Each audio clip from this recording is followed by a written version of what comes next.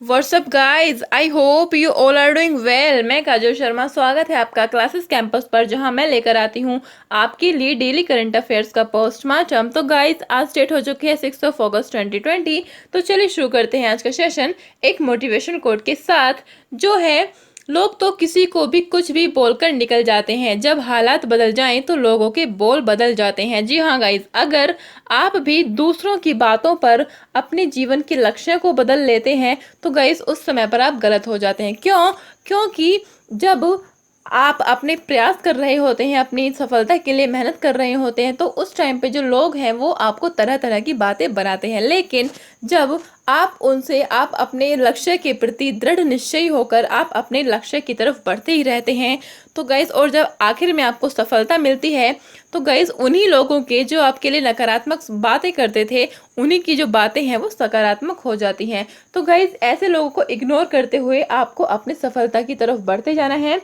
और अपनी सफलता को प्राप्त करना है अपनी कड़ी मेहनत से। तो गाइस, चलिए बढ़ते हैं आज के सेशन की तरफ इसी मोटिवेशन कोट के साथ। और अगर आप मेरे चैनल पर नए हैं तो चैनल को कीजिए subscribe and hit the bell icon. और अगर आपको हमारे एफर्ट्स पसंद आ रहे हैं तो गाइस प्लीज़ वीडियोस को लाइक किया करें। ठीक है गाइस, तो चलिए बढ़ते हैं आज के पहले क्वेश्चन की तरफ, जो है जिसने पूरे देश भर में खुशी का एक माहौल बना दिया है, जो है हाल ही में राम मंदिर विभिन्न कारणों से सुर्खियों में है। इसके निर्माण की अनुमति सर्वोच्च न्यायालय की 5 सदस्यीय पीठ ने दी थी। इस पीठ के अध्यक्ष थे। तो गाइज, राम मंदिर का आज यानी कि कल क्या हो गया है, फाउंडेशन नींव रख दी गई है। तो गाइज, इसमें क्वेश्चन में पूछा गया है कि जो सर्वोच्च न्यायालय ने अयोध्या जो वर्डिक्ट दिया था, उसके बाद उसके विषय में 5 सदस्यीय एक पीठ बनाई गई थी। उसके जो अध्यक्ष थे वो कौन थे गाइस? तो उसके अध्यक्ष थे कौन? उस समय के न्यायाधीश, मुख्य चीफ जस्टिस कौन थे? रंजन गोगोई जी उस समय के क्या थे? ये 5 सदस्यीय पीठ के क्या थे? मुख्य अध्यक्ष यानी कि अध्यक्ष थे। तो गाइस, इस क्वेश्चन के लिए मैं आज शाम तक इस क्वेश्चन के लिए मैं क्या ला रही हूँ, एक स्पेशल सेशन जो आपको जरूर ही अटेंड करना है, क्योंकि यह जो हमारा टॉपिक है पेपर पॉइंट ऑफ व्यू से मोस्ट इम्पोर्टेंट है और साथ ही एक कुछ बड़ा टॉपिक होने वाला है, क्योंकि इसके मैं सारे ऐतिहासिक जो बिंदु हैं उनको मैं करने वाली हूँ कवर। तो गाइज, स्टे ट्यून रहना, क्योंकि मैं इस जो टॉपिक है इसके लिए ला रही हूँ आज के लिए शाम तक वीडियो। ठीक है गाइज, तो चलिए बढ़ते हैं अपने नेक्स्ट खबर के लिए, जो है हाल ही में कौन से देश की mint advisory committee Mahatma Gandhi का सिक्का जारी करने पर विचार कर रही है? तो गाइस, जिसका आंसर होने वाला है ब्रिटेन। जी हाँ गाइस, ब्रिटेन की मिंट एडवाइजरी कमेटी है जो महात्मा गांधी का सिक्का जारी करने पर विचार कर रही है। तो जो गाइस हमारे लिए है एक गर्व की बात, क्योंकि हमारे राष्ट्रपिता उनके लिए कौन? ब्रिटेन क्या सिक्का जारी करने का विचार कर रहा है। ठीक है गाइस, तो जो है हमारे लिए बहुत ही इम्पोर्टेंट और साथ ही गर्व की बात है। तो गाइस, जान लेते हैं इसके बारे में। गाइस, जो ये सिक्का है, जो सिक्के पर महात्मा गांधी की जो फोटो लगाने की बात की जा रही है उनके लिए, महात्मा गांधी के नाम से, तो गाइस ये किसके द्वारा किया जा रहा है? तो गाइस, जैसे कि आपको मालूम होगा कि जो ब्रिटेन है वहाँ पर जो फाइनेंस मिनिस्टर है कौन है? भारतीय मूल के ऋषि सुनक हैं। कौन? ब्रिटेन के फाइनेंस मिनिस्टर। तो गाइज, आपको याद रखना है, ऋषि सुनक जी है कौन? ब्रिटेन के फाइनेंस मिनिस्टर, जो भी है हमारे लिए गर्व की बात। ठीक है गाइज, तो उन्होंने कहा है कि जो ब्रिटेन में कुछ लोग हैं जो कि नीचे तबके के लोग हैं, उन्होंने ब्रिटेन के विकास में काफ़ी महत्वपूर्ण भूमिका निभाई है। तो उनके लिए भी हमें कॉइन यानी कि उनके सम्मान के लिए हमें कॉइन निकालना चाहिए। तो गाइज, उन्होंने इस जो नीचे तबकों के लोग हैं या कुछ निम्न तबकों के लोग हैं उनके लिए एक एक्रोनिम बनाया है जो है बेम। तो इसकी फुल फॉर्म क्या है guys? Black Asian minority ethnic.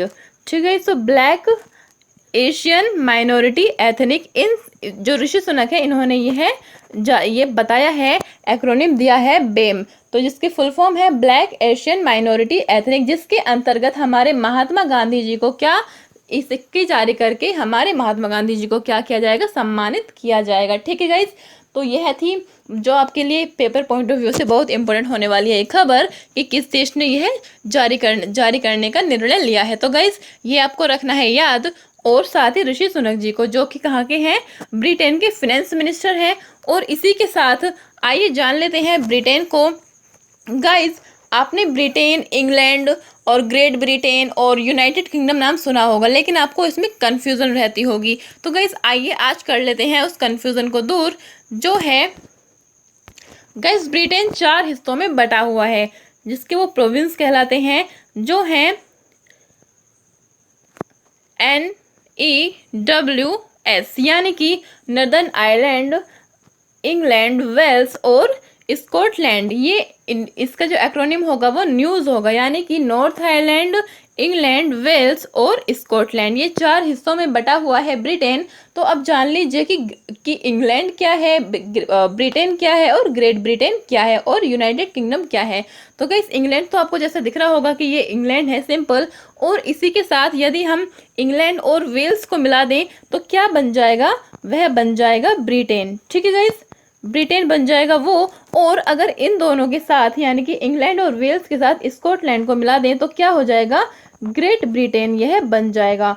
और साथ ही इंग्लैंड, वेल्स और स्कॉटलैंड के साथ अगर हम नदर आयरलैंड को मिला दें तो क्या बन जाएगा, यूनाइटेड किंगडम, जो कि यूके कहलाता है, यूनाइटेड किंगडम बन जाएगा। तो गाइस आपको रखना है याद जो इसके बीच जो कन्फ्यूजन आपको अक्सर होती है। ठीक है गाइस, और इसी के साथ जो ब्रिटेन की क्या है, जो ब्रिटेन की कैपिटल है वो है लंदन। लंदन ब्रिटेन की कैपिटल है, जो कि थेम्स नदी पर स्थित है, जो कि आपको रखना है याद।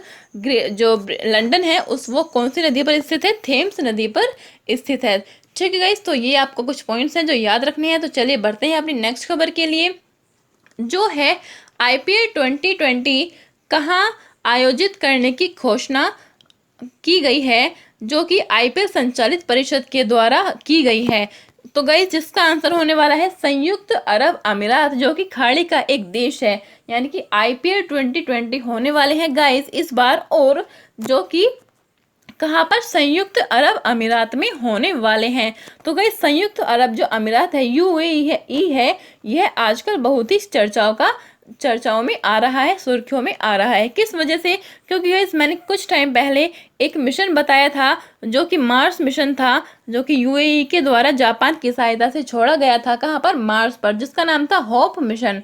होप मार्स मिशन छोड़ा गया था किसकी सहायता से, जापान की सहायता से। और इसी के साथ कल ही मैं न्यूज़ में लाई थी कि न्यूक्लियर प्लांट लगा रहा है ये कौन, संयुक्त अरब अमीरात, जिसका नाम होगा बराकहा, जो आपको रखना है याद, बराकहा ये न्यूक्लियर प्लांट लगा रहा है कौन, UAE। और इसी के साथ अब ये IPL को भी आयोजित कर रहा है अपने देश में। तो गाइज ये आपको रखना है याद कि 2020 IPL कहाँ होने वाले हैं, जो है संयुक्त अरब अमीरात में होने वाले हैं। ठीक है गाइज, और ये किन किन इसके शहरों में होने वाले हैं। तो गाइज इसके 2 फेमस शहरों का नाम तो आपने सुना ही होगा। एक तो दुबई नाम आपने जरूर सुना होगा, और इसकी राजधानी यानी कि अबू धाबी इसकी राजधानी है गाइज। और जो दुबई है इसका बहुत ही फेमस शहर है। और इसी के साथ शारजहां यह है, इसके 3 शहर है जहां पर IPL का आयोजन किया जाएगा। ठीक है गाइज, तो चलिए बढ़ते हैं अपनी नेक्स्ट खबर के लिए, जो है। और साथ ही गाइज आपको याद रखना है कि कब से शुरू हो रहे हैं ये, सितंबर से नवंबर तक ये शुरू हो रहे हैं। तो तैयार हो जाइएगा देखने के लिए, IPL को एंजॉय करने के लिए। ठीक है गाइज, तो चलिए बढ़ते हैं अपनी नेक्स्ट खबर के लिए, जो है हाल ही में केंद्रीय सूचना प्रसारण मंत्री प्रकाश जावड़ेकर ने किस राज्य के लिए 24x7 दूरदर्शन चैनल की शुरुआत की है, जिसमें बोडो भाषा को बढ़ावा देने के लिए विशेष कार्यक्रम इंस्टॉल होंगे। तो गाइस जिसका आंसर होने वाला है असम। जी हाँ गाइस, असम में क्या होगा कि जो केंद्रीय सूचना प्रसारण मंत्री हमारे मंत्री प्रकाश जावड़ेकर जी हैं, इन्होंने क्या किया है कि जो जो दूरदर्शन चैनल है वो एक असम असम दूरदर्शन चैनल बनाया गया है, डीडी असम नाम से बनाया गया है, जो 24x7 घंटे टाइम चलेगा। ठीक है गाइज, तो आपको याद रखना है कि जो जो डीडी चैनल है वो जो हमारे जो नदर्न ईस्टर्न कंट्री जो स्टेट्स हैं वो सभी स्टेट्स में शुरू हो गया है। डीडी 24x7 शुरू हो गया है, कहाँ पर?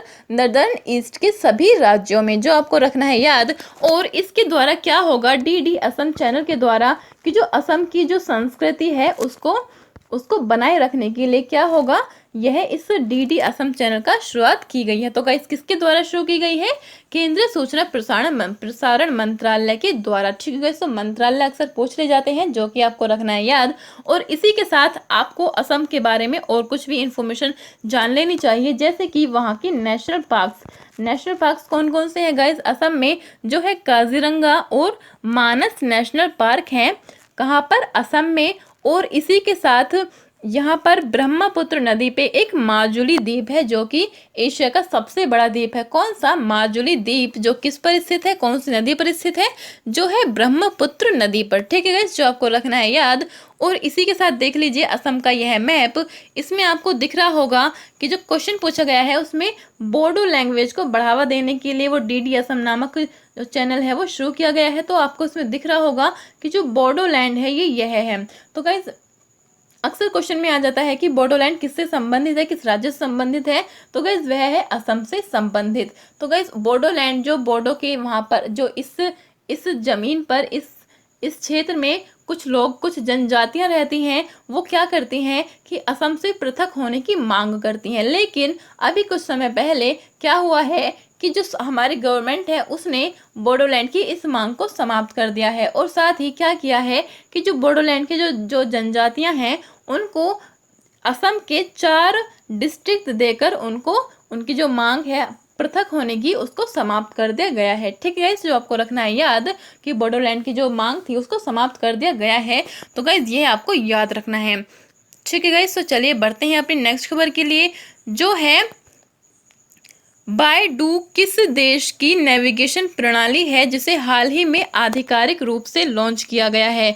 तो गाइज बायडू, इसको क्वेश्चन के आंसर को जानने से पहले आपको जानना है कि बायडू क्या है। तो गाइज ये जो बायडू है एक नेविगेशन प्रणाली है। अब नेविगेशन प्रणाली क्या होता है? तो गाइज नेविगेशन प्रणाली होता है एक जो लोकेशन बताता है।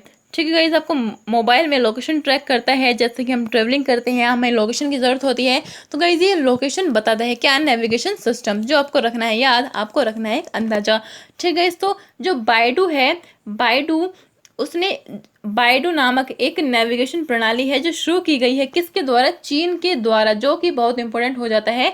चीन के द्वारा बायडू नेविगेशन प्रणाली को शुरू किया गया है। ठीक है गाइज, और इसी के साथ आपको अन्य देशों के भी जो नेविगेशन सिस्टम है वो आपको रखना है याद, जैसे कि यूएसए का आप सब यूज भी करते हैं गाइस। जीपीएस क्या है? नेविगेशन प्रणाली है किसकी? यूएसए की, जिसकी फुल फॉर्म है गाइस ग्लोबल पोजिशनिंग सिस्टम, जिसकी फुल फॉर्म है जीपीएस की, जो कि आपको रखना है याद गाइस। जरूर से आपको इसकी फुल फॉर्म तो जरूर से ही याद रखना है, ग्लोबल पोजिशनिंग सिस्टम जीपीएस, जो कि कहाँ का है? यूएसए का नेविगेशन सिस्टम है। और इसी के साथ रशिया का कौन सा नेविगेशन सिस्टम है? जो है ग्लोनास रशिया का जो नेविगेशन सिस्टम है वो रशिया का है ग्लोनास। और आपको याद होना चाहिए कि आपको पता होना चाहिए कि इंडिया का नेविगेशन सिस्टम कौन है? नाविक है इंडिया का नेविगेशन सिस्टम। ठीक है गाइज, जो लोकेशन को ट्रैक करने के काम आता है, क्या? Navigation system. तो गाइज यह नाविक है इंडिया का, जो कि एक रीजनल नेविगेशन सिस्टम है गाइज। ये है एक रीजनल नेविगेशन सिस्टम है, यानी कि यह दुनिया भर की जानकारी नहीं रखता है, यह केवल अपने देश की ही जानकारी रखता है। कौन? हमारा नाविक जो नेविगेशन सिस्टम है। तो गाइज आपको यह रखना है याद, बायडू किसकी है? नेविगेशन सिस्टम जो है चीन की, जिसने अभी इसको औपचारिक रूप से लॉन्च किया है। ठीक है गाइज, तो आपको रखना है याद। और इसी के साथ गाइज बढ़ते हैं अपने नेक्स्ट खबर की तरफ, जो है हाल ही में भारत सरकार द्वारा विश्व संस्कृत दिवस मनाया गया है। यह विश्व दिवस मनाया जाता है। तो गाइज आपको मालूम होना चाहिए कि जो संस्कृत दिवस है वो केवल हमारे देश द्वारा ही नहीं बल्कि विश्व के द्वारा संस्कृत दिवस बनाया जाता है। और जो बनाया जाता है कब? श्रावण पूर्णिमा को बनाया जाता है। तो गाइस जान लेते हैं कि श्रावण पूर्णिमा क्या है। तो गाइस देखिए, जो भी महीने होते हैं, जैसे कि कोई भी एक महीना है, एक महीने में 2 पक्ष होते हैं। एक महीने में 2 पक्ष होते हैं जिनको अब हम जानते हैं कृष्ण पक्ष और शुक्ल पक्ष के नाम से जानते हैं। किनको? जो महीने में 2 पक्ष होते हैं, एक महीने में 2 पक्ष होते हैं जिनको हम नाम जानते हैं कृष्ण पक्ष और शुक्ल पक्ष के नाम से जानते हैं। आपने जरूर सुना होगा, लेकिन आप कुछ लोग नाम इनका मतलब नहीं जानते होंगे। ठीक है गाइस, तो गाइस जो कृष्ण पक्ष होता है वो क्या होता है कि जो महीने का जो कृष्ण पक्ष का जो लास्ट डे होता है, कृष्ण पक्ष का जो लास्ट डे होता है, इसको कहते हैं अमावस्या। ठीक है गाइस, अमावस्या कहते हैं कृष्ण पक्ष को, अमावस्या कहते हैं कृष्ण पक्ष को। और इसी के साथ शुक्ल पक्ष के लास्ट डे को क्या बोलते हैं? पूर्णिमा बोलते हैं। ठीक है गाइस, पूर्णिमा बोलते हैं शुक्ल पक्ष के लास्ट दिन को। ठीक है, तो एक महीने में 2 पक्ष होते हैं, कृष्ण पक्ष और शुक्ल पक्ष। और कृष्ण पक्ष के जो लास्ट डे होता है उसको बोलते हैं अमावस्या, और जो शुक्ल पक्ष के लास्ट डे को बोलते हैं क्या? पूर्णिमा। तो गाइज ये श्रावण पूर्णिमा के दिन क्या बनाया गया? विश्व संस्कृत दिवस बनाया गया। क्यों बनाया गया ये श्रावण पूर्णिमा के दिन ही? अच्छा गाइज, श्रावण पूर्णिमा कब आती है? इस बार कब आई थी गाइज? ये 3 अगस्त को यह आई थी, यानी कि जब हमने राखी सेलिब्रेट की थी, रक्षाबंधन सेलिब्रेट की थी, उस दिन यह श्रावण पूर्णिमा पड़ी थी। तो गाइज क्यों केवल श्रावण ये पूर्णिमा के दिन ही क्यों बनाया जाता है ये जो संस्कृत दिवस है, विश्व संस्कृत दिवस है? क्योंकि ऐसा मान्यता है, ऐसा माना जाता है कि जो प्राचीन भारत में जब शिक्षण सत्र है वो शुरू होता था, किस दिन? श्रावण पूर्णिमा के दिन। तो गाइस इसीलिए विश्व संस्कृत दिवस बनाया जाता है प्राचीन भारत में शिक्षण सत्र शुरू होने की वजह से। ठीक है, क्योंकि उस टाइम पे हमारे यहाँ संस्कृत ही चलती थी। ठीक है, तो आपको रखना है याद, विश्व संस्कृत दिवस श्रावण पूर्णिमा को मनाया जाता है। ठीक है गाइस, तो चलिए बढ़ते हैं अपने नेक्स्ट खबर के लिए, जो है हाल ही में शांति के नोबेल विजेता जॉन ह्यूम का निधन हुआ। ये किस देश के राजनेता थे? तो गाइस यह किस देश के राजनेता थे? जो आपको रखना है याद कि शांति के नोबेल विजेता हैं कौन? जॉन ह्यूम, जिनका निधन हो गया है। तो ये किस देश के राजनेता थे? तो गाइस आपको रखना है कि आयरलैंड के यह राजनेता थे। कौन? जॉन ह्यूम, जो कि शांति के नोबेल विजेता थे। तो गाइस आयरलैंड के ये नोबेल विजेता, इनको शांति का पुरस्कार मिला था। किस वजह से पुरस्कार मिला था? आइए जान लेते हैं। तो गाइज यह है जॉन ह्यूम। और इसी के साथ मैं मैप लाना भूल गई हूँ गाइज। जैसे कि मैंने आपको बताया था कि जो ब्रिटेन है उसमें जो नॉर्थ आयरलैंड है वो किसका पार्ट है? ब्रिटेन का पार्ट है। ठीक है गाइज, और इसी के साथ उसी के नीचे एक और देश है, कौन सा है जो कि ब्रिटेन से अलग है? जो है सिंपल आयरलैंड है। तो गाइज कुछ टाइम पहले, यानी कि जब इनको शांति पुरस्कार मिला था, उस समय पे क्या था कि जो नॉर्थ आयरलैंड है और आयरलैंड है, इन दोनों के बीच क्या हो गया था? विवाद हो गया था बहुत बड़ा, जिसको किसने? जॉन ह्यूम ने सुलझाया था। तो जिस वजह से इनको शांति का नोबेल पुरस्कार दिया गया था। ठीक है, नदर आयरलैंड और आयरलैंड के बीच विवाद को इन्होंने निपटाया था, इसलिए इनको क्या मिला था? शांति का नोबेल पुरस्कार मिला था। तो गाइज यह है जॉन ह्यूम, जिनकी हाल ही में निधन हो गया है। तो जो आपको रखना है याद। तो गाइज चलिए बढ़ते हैं अपने नेक्स्ट खबर के लिए, जो है हाल ही में किस भारतीय प्रौद्योगिकी संस्था ने रक्षा मंत्रालय की जन शिकायतों के लिए प्रणाली विकसित AI युक्त करने हेतु मंत्रालय व लोक शिकायत विभाग के साथ मिलकर करार किया है? तो गाइस क्वेश्चन ज़्यादा बड़ा हो गया है, चलिए समझते हैं इसको कि जो गाइस भारतीय प्रौद्योगिकी संस्था है उसने रक्षा मंत्रालय के साथ मिलकर जन शिकायतों के लिए एक प्रणाली विकसित करने के हेतु क्या किया है कि लोक शिकायत विभाग के साथ मिलकर इन्होंने एक करार पेश किया है किसके साथ मिलकर, आईआईटी कानपुर के साथ मिलकर। ठीक है गाइज, तो आपको रखना है याद कि आईआईटी कानपुर प्लस लोक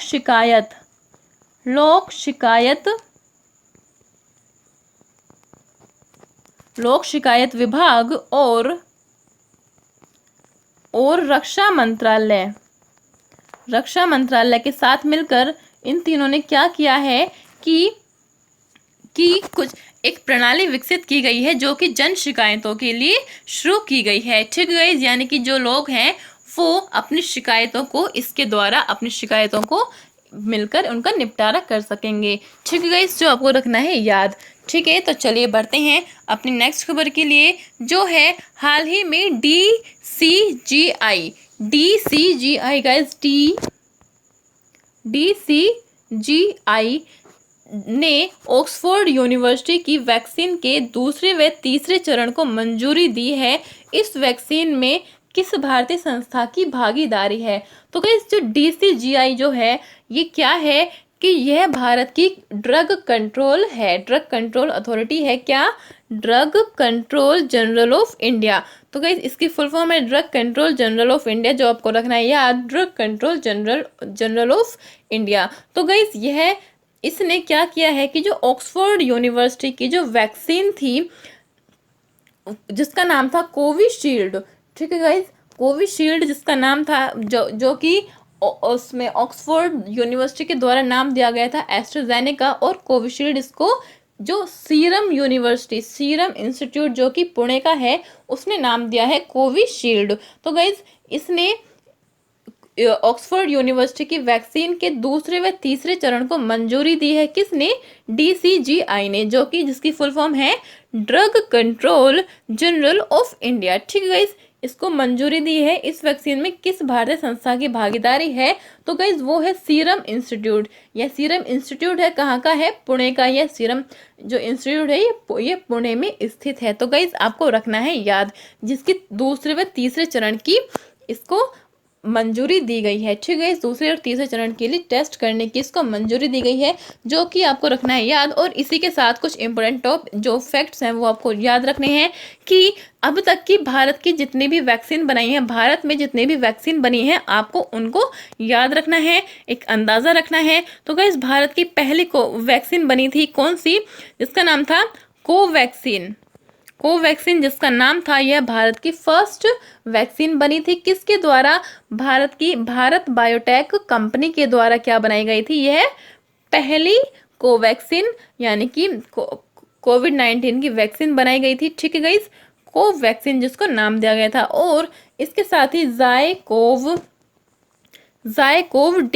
जायकोव डी भी वैक्सीन बनी है। किसके लिए? कोरोना के लिए। कहाँ पर? भारत में, जो कि जायडस कंपनी द्वारा बनाई गई है। और इसी के साथ आप सभी को पता होगा, अभी तक याद होगा कि कोरोनिल हमारे बाबा रामदेव जी के द्वारा जो बनाई गई थी आयुर्वेदिक वैक्सीन थी, जो थी कोरोनिल, जो कि बनाई गई थी हमारे बाबा रामदेव जी के द्वारा। ठीक है। और इसी के साथ अब है ये कौन सी? ये है कोविशील्ड नाम की जो है वैक्सीन है, जो कि किसने बनाई है? ऑक्सफोर्ड यूनिवर्सिटी ने बनाई है। किसके साथ मिलकर? सीरम इंस्टीट्यूट के साथ मिलकर। तो गाइस, आपको याद रखना है ये चारों वैक्सीन्स के नाम। तो गाइस, चलिए बढ़ते हैं अपने लास्ट क्वेश्चन की तरफ, जो है हाल ही में किसे HDFC बैंक के मुख्य कार्यकारी अधिकारी के रूप में नियुक्त किया गया है? तो गाइस, जिसका आंसर होने वाला है शशिधर जगदीशन को क्या बनाया गया है? मुख्य कार्यकारी अधिकारी बनाया गया है। किसका? HDFC बैंक का। तो गाइस, आपको याद रखना है कि जो HDFC बैंक है वो इसकी एस्टेब्लिशमेंट कब हुई थी? 1994 में इसकी एस्टेब्लिशमेंट हुई थी। और इसका हेडक्वार्टर कहाँ पर है? इसका हेडक्वार्टर है गाइस मुंबई में। तो गाइस, आपको याद रखना है। तो बढ़ते हैं आपके लास्ट वीडियो के क्वेश्चन की तरफ, जो है हाल ही में भारत ने किस देश के साथ रक्षा मंत्री स्तर की वार्ता की? तो गाइस, जिसका आंसर होने वाला है इंडोनेशिया। जी हाँ गाइस, इंडोनेशिया के साथ यह वार्ता की गई थी, रक्षा मंत्री स्तर की यह वार्ता थी। और गाइस, आज का क्वेश्चन है आपके लिए, जो है हाल ही में भारत को आत्मनिर्भर बनाने के लिए खादी अगरबत्ती आत्मनिर्भर मिशन कार्यक्रम को मंजूरी दी गई है। इसके संबंध में सत्य कथन है, जिसका गाइस आपको करना है कहाँ पर, कमेंट सेक्शन में answer. Thanks for watching guys.